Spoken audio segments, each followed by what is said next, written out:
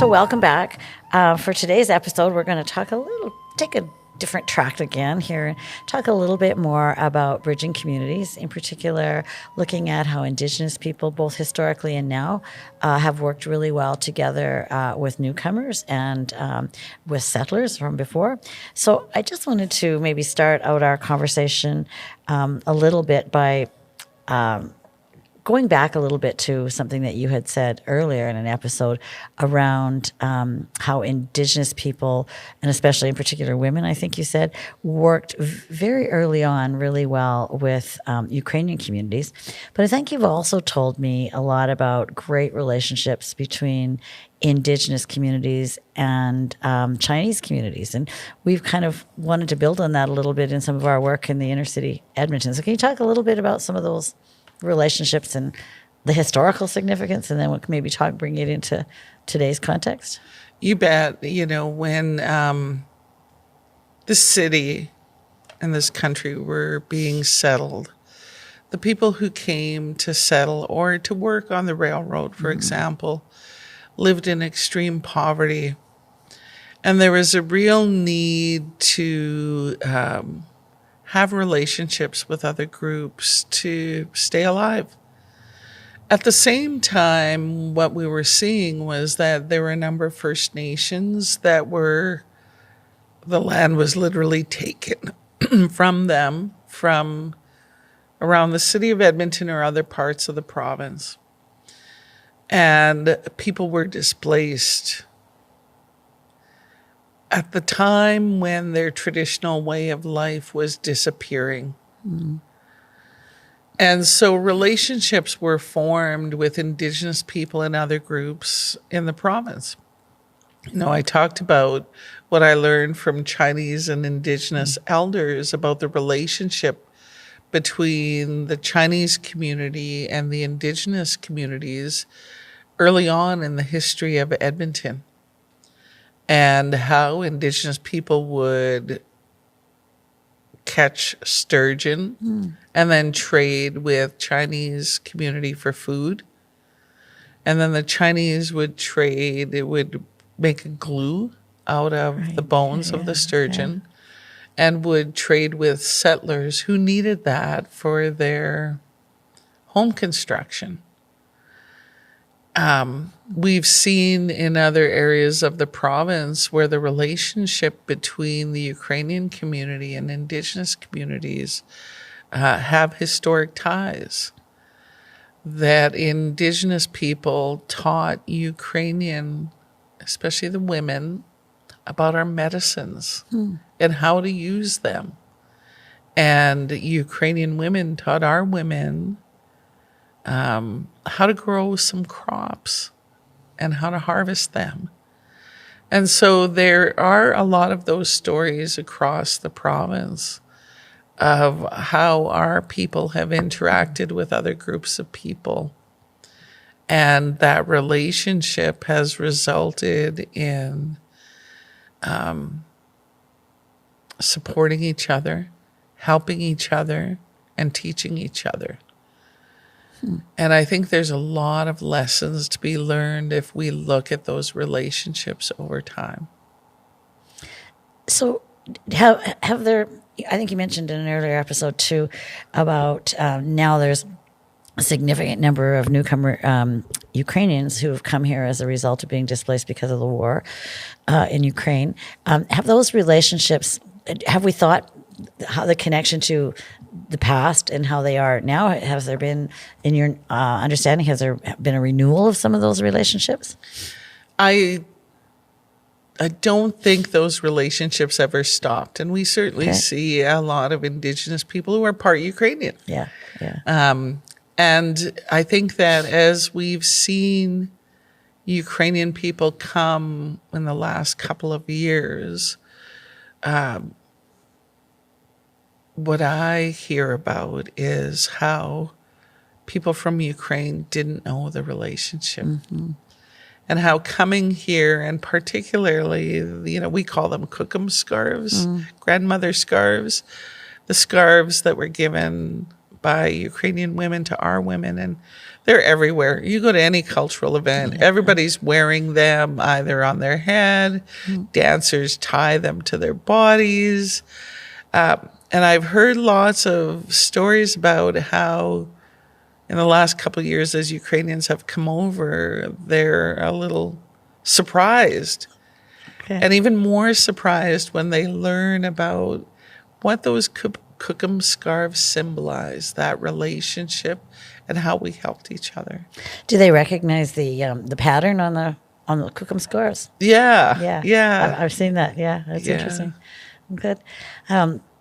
So that's good. The other, what's interesting to me too, and as you know, at Reach we work with a lot of newcomers, and I'm often asked by newcomers why the relationships between Indigenous and non-Indigenous people are not good in Canada. They're shocked. They come to Canada thinking it's the land of promise and everything is wonderful, and they came to build a better life, and yet they see not great relationships between Indigenous and non-Indigenous people. And that's not, and I think you've helped me understand it, that was not their understanding when they came here, and it wasn't their knowledge or experience before. And, you know, as you know, many Indigenous communities have done a lot to welcome newcomers, whether it's meeting them at the airport or, you know, helping them get support, get settled in Canada. What, you know, why is that? How can we fix that? That broke my heart. And I haven't heard it just once. I've heard it many times. Right, even at citizenship ceremonies, people have said that to me. You know, that's really interesting. Some years back, I was asked by Native Counseling's previous CEO if I could take an elder that I worked with and go to a citizenship ceremony where a man that he had become friends with, he and his family were becoming citizens. And if we could do a blanket ceremony there. And so we did. We showed up, and it happened to be that the official that was conducting the ceremony was somebody I knew from corrections. And so I approached him and said, we'd like to do this ceremony here.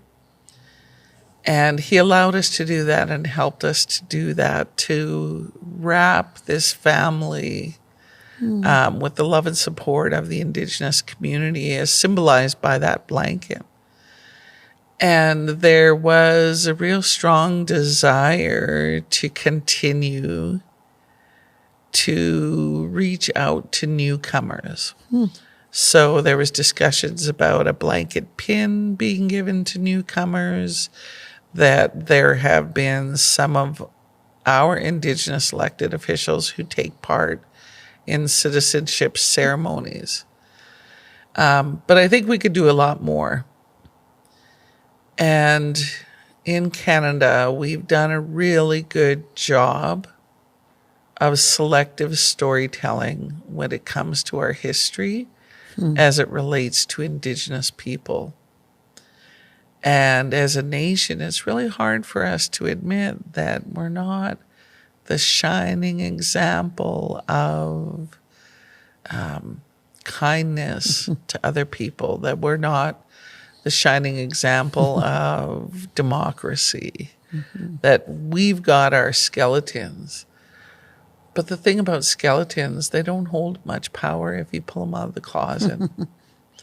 And so we need to share in a very deliberate way what the history is, so that when newcomers to Canada come and they see our social issues, that they have compassion for what our 7 generations have gone through. And that's my hope, that we can get to that point where every newcomer to Canada learns the true history. Yeah, they have to learn a lot about Canada, so there's no reason we couldn't put that into it as well. It's really funny you should talk about the citizenship ceremony, because just on my way here to join you, I got a call probably from the same person in corrections that we both work with, asking if Reach would be interested in hosting a citizenship ceremony, and asking me if I had close relationships with any Indigenous communities and leaders. And so I love this idea. I mean, Reach could host one, but you could blanket a family or more than one family. I think that's a beautiful indication of what we can do, and really encourages relationships. I remember too when you mentioned the former CEO of Native Counselling Services. I remember early on in Reach when we were doing some out of school time programming, he was instrumental in bringing some Indigenous kids to an out of school time program that was all for newcomer kids. And it was just, we were amazed at how many things they had in common, whether it was the love and understanding of the land, the love and understanding of elders, drums, music, song. And these kids just came together in the most natural way. And I'm sure you've experienced that as well, hey? You know, I think, I can't remember how many years ago it was, Reach was part of this, where we got together with the Africa Center. I think that might have been the same thing with programming for kids. Yeah, and we did a day of drumming and dancing. And I remember what was really powerful for me was at the very end, I think the Indigenous drum group started a round dance song. Wow. And then the African drummers joined in. And then Indigenous people started to round dance, and people from the African communities joined in. And I remember being so moved that here we shared the heartbeat of Mother Earth. And it was so natural and so spontaneous. And then we're all dancing in a circle together, holding hands. How beautiful that was. And I think that there are lots of opportunities for the communities to come together, that we share a lot in common. Aside from the things that I've talked about and you mentioned, you know, many newcomers to Canada come with their own trauma. Absolutely. And so that's something we share. And maybe that trauma was a result of racism built into their systems, just like it's a part of the racism that's built into our systems here in Canada. So there's lots of opportunity for us to learn and support and help each other. And we do have a lot in common. We also have to, as Indigenous people, work collaboratively with each other. There are so many systems that were designed to divide us as Indigenous people, starting with putting our people on reserves. And even the way that our identity is classified, it's designed to separate us. We're not just Indigenous people. We're status Indians. We're Métis. We are non-status. And all that was created a system that pitted us against each other for resources. And systems have worked to divide us. And we have to move beyond that and recognize how powerful we are when we have a united voice, when we pool resources, when we support each other. And here in this city, we've seen some amazing examples of that. And one that comes to mind is the Indigenous Housing Collaborative. There are over 60 Indigenous organizations, First Nations, tribal councils, Métis groups that form that collaborative. And when we stopped competing for resources the way systems have herded us to do, we've seen some amazing things happen in this city. The design of an Indigenous shelter where all the groups worked together and then decided that if that design was to become reality, that reality should be owned by Enoch Cree Nation. the establishment of Muskokamik Shelter, Enoch Shelter, that came about as a result of lots of different people and groups supporting Enoch in a number of ways, from helping them write proposal to some people coming in and providing training to others getting simple things like bedding and clothing. So we have to move beyond the barriers that truly separate us as people, whether that's Indigenous people and newcomers, Indigenous and Indigenous, or Indigenous and non-Indigenous. How can we work together? And I challenge non-Indigenous groups that part of how do we work together is about how do you help build capacity in our communities? Yeah. No, absolutely right. And, I think systems are sometimes we're pitted against one another because of funding systems. And collaboration takes time. Collaboration is something people often have to do off the side of their desk. It costs money and resources. And yet everybody wants us to get along and collaborate, but nobody really wants to particularly fund that work. So I think that's a lesson in how governments can be better allies. You bet. How much more quickly we can make change if we're working together. Mm-hmm. Yeah. And I was excited to hear you say about that co-collaboration ending up on Enoch, because it reminded me back to an earlier conversation we had when men and women were coming back into community after having spent time in one of your healing lodges, and maybe wanting to go back to their home communities, but no resources existed there for them. So that's a really exciting development that, that there's something there for work, for employment, for support for people that are wanting to return to their home communities. Exactly. And, this is a challenge that we have right now because there are groups that purport to be our allies, but they're fine with taking resources away from Indigenous community. Mm. And that's not allyship. That's predatory behavior. And we haven't been fortunate enough to develop the same capacity in our communities and in our organizations even. Mm-hmm. And so, what can we do to help build capacity? I know that I want our organization to be one that helps build capacity, and we're doing it. Mm-hmm. We're doing it in the province. We're doing it in the city. But it takes humility to say, no, it's not Native Counselling that is best suited to do this. It's actually this particular group. Because we're on their territory, it's their people, or there are some issues that on a real personal level, I believe, are for community to work on their own healing and not others to impose that on them. Yeah.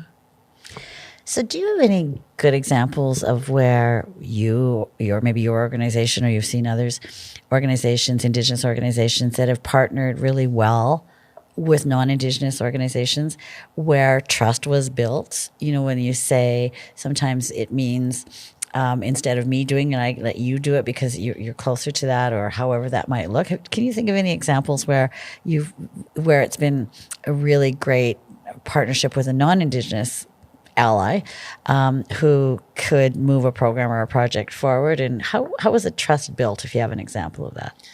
I think that there's one example that comes to mind right away and that you were a part of. And that was back in 2010 maybe, when Native Counselling started to talk about the need for us to have a healing lodge for federally serving Indigenous women here in this city. And it took several years, but it took the partnership of people like yourself. You were in corrections at the time. There were other folks in corrections to really help our organization navigate, how do you make this happen? Who do you get in front of? how do you explain the work that needs to be done? And I think it took a couple of years, but it was brought into fruition and really helped break the ice for other Indigenous communities. And at that time, you were with Corrections, and Corrections could have said, well, no, we'll do a healing lodge for women. And, it's pretty risky going with an Indigenous group, and we'll do it ourselves. But you chose not to. And I think that's a really strong example of what that partnership looked like. And, now we have the capacity to reunite mothers with their children. It's incredible. We have the capacity to help women turn their lives around and move from that gang life to contributing members of society. And I really like it when I run across women, and I run across them across the country, where they say, I was at Buffalo Sage and they helped me turn my life around. It's amazing. And that's the work of that partnership way back in 2009, 2010. Yeah. And I can think of one other time where we continue to work together really successfully on a partnership like that is around the rap ed work, and because you made me think of it when you were talking about people getting out of gangs. But we've done it, we've been successful in it. Why don't we do more? I don't know why we don't do more. And I think what it takes is the willingness to say, here's an opportunity, and this is something that we can do really well together.